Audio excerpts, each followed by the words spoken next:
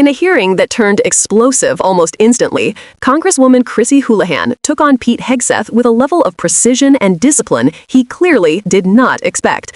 What started as a simple yes or no exchange quickly escalated into a full-blown exposure of his outdated, biased views on women in the military.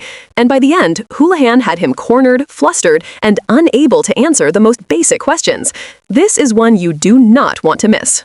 Ms. Houlahan. Thank you, Mr. Chairman. Mr. Secretary, I've been looking forward very much to our time together. My name is Chrissy Houlahan. In addition to representing a part of Pennsylvania, the 6th District, I also am a veteran. I come from a family of veterans and service members, and it's very deeply personal to me, this conversation that we're having, as I know it is to you as well. Over the last several days, I've had the opportunity to watch a bit of the hearings that you have testified at this week, and I can see and know that you have quite a bit to say. But since I only have 5 minutes, I'm going to try and focus my time on a concept that you talk about very frequently, and that is lethality. By definition, lethality simply means being capable of causing death.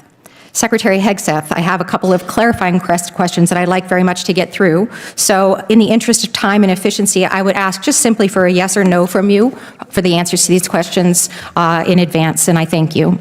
So given that definition of lethality, would it be fair to say that both men and women are, generally speaking, capable of causing death? It depends yes or no, sir? Depends on the context. Yes or no? Yes or no? Are men and women capable of causing death? It depends on the context. Yes or no? It depends on the context. It's unbelievable to me that you can't come up with an answer whether or not a man or a woman can cause death. That's an obvious yes. Would it be fair to say that the U.S. military trains our soldiers in multiple ways to be capable of causing death, whether they are men or women? That's a big part of our job. Yes. Would it be fair to say that both men and women are capable of pulling a trigger of a rifle to cause death? Yes or no? Sure.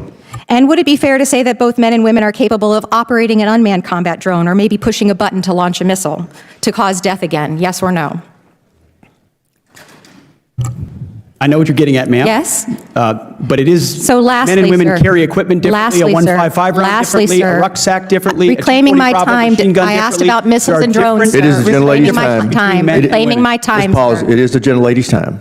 Would it be fair, finally, to say that both men and women are capable of piloting a jet or a helicopter to combat people and to cause death as a consequence?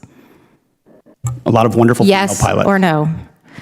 So while I agree with you that physical fitness, as you were mentioning, is a very strong and important component of lethality, the warfighter that you have written about in your books and talked about on various podcasts is but a very, very small piece of the overall lethality picture. In fact, we estimate only about 10% of our military personnel are directly involved in the kind of combat that you're referring to. Rather, 90%, that's the math, of our troops are doing other jobs that support and enable those 10%. So to put it simply, lethality cannot be measured solely by the damage that a 6'3", 225-pound Christian male with a rifle can do to the enemy anymore. Sure, I agree he's part of that solution, but it is an incomplete and at best very dangerous and very homogeneous description of that. Lethality is equal parts technical skills, tactical experience, cognitive problem solving, and physical fitness. It's not about one person, but it's about many. It's not about blue or red. It's not about liberal or conservative, Christian, Jewish, or agnostic. It's not about North and South. Here are some statements that you have said previously about women in service. This is 2024, sir, not when you were a 19-year-old. You have said that women are life givers, that dads push us to take risks, and that moms put the training wheels on our bikes, that we need moms, but not in the military. Secondly, you have said, I am straight up just saying we should not have women in combat roles. It hasn't made us more effective, and it hasn't made us more lethal.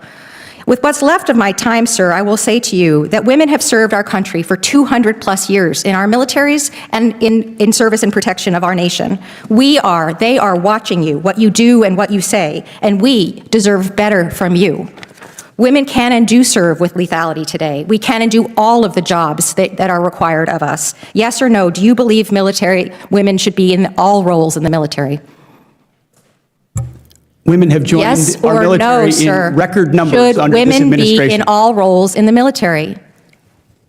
Standards should be high and equal for all positions. Yes or no, sir, we agree. Should they be in all roles in the military? So my job is that 10% stays as sharp as possible. Standards should be high and equal. Reclaiming my time, will you agree that women should be able to perform in all combat roles, assuming they meet the standards? Gentlelady's time's expired. It's all about standards. Before we move to What we just witnessed was not simply a tense exchange. It was a revealing moment that cut straight through decades of misogyny disguised as military expertise. Chrissy Houlahan walked into that hearing with the discipline of a veteran, the clarity of an engineer, and the moral backbone of someone who has actually worn the uniform, unlike Pete Hegseth, whose entire persona is built on bravado, culture war theatrics, and nostalgia for an America that never really existed. Houlahan wasn't looking for a fight. She was looking for honesty. But when she asked simple yes or no questions about whether women are capable of basic elements of lethality, the same lethality Hegseth constantly lectures the country about, he couldn't answer. He wouldn't answer. Because the moment he admits that women are fully capable, his entire narrative collapses. His talking points disintegrate. His ideology evaporates. And the beauty of Houlahan's approach is that she didn't raise her voice. She didn't insult him. She didn't need to. She calmly exposed every crack in his argument by letting his own evasiveness speak for itself. She reminded him, and the country, that the modern U.S. military is not some 1950s fantasy in which only one kind of man fits the mold. Our military is diverse, technical, strategic, and built on a vast network of roles far beyond the narrow caricature Hegseth clings to. Women aren't just capable, they're essential. They're pilots, drone operators, intelligence officers, medics, engineers, strategists, and yes, combat-ready warfighters when the mission requires it. And Houlahan didn't just defend women in service. She exposed the danger of allowing people like Hegseth to shape policy. Because when you reduce lethality to masculinity, you undermine readiness. When you dismiss half the population's talent, you undermine national security. And when you cling to sexist stereotypes at the highest levels of government, you undermine the very values our military is sworn to protect. Chrissy Houlahan didn't just win a debate today. She defended the dignity of every woman who has served, is serving, or dreams of serving. And she reminded us that leadership isn't loud. It's clear, it's principled, and it's rooted in respect for those who wear the uniform. This is what accountability looks like. This is what real patriotism sounds like. This is what happens when the truth finally hits back.